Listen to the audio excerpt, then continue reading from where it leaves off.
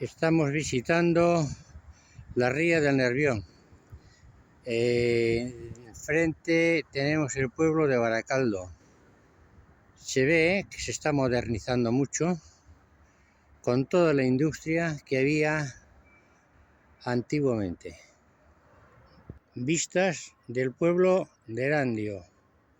Y vemos al fondo el pueblo de Baracaldo, el pueblo de Sestao y al final el monte Serantes. Y aquí vemos los astilleros Murueta.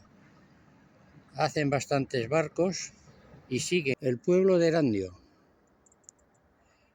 Vistas desde arriba del monte. Seguimos al fondo con el monte Serantes. Luego tenemos al fondo el pueblo de Sestao y la vista del pueblo de Erandio desde otra margen.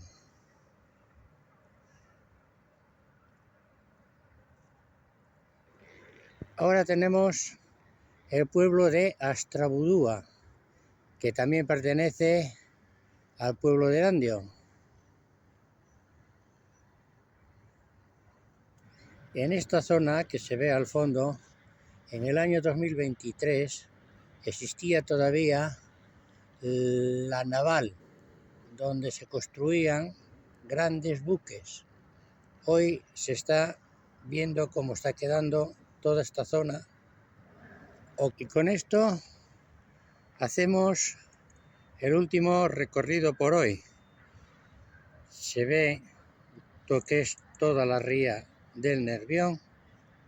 Bueno, parte de ella, porque toda no se ve, si es simplemente una parte que está entre la margen izquierda y la margen derecha. Y esperemos ver el próximo vídeo.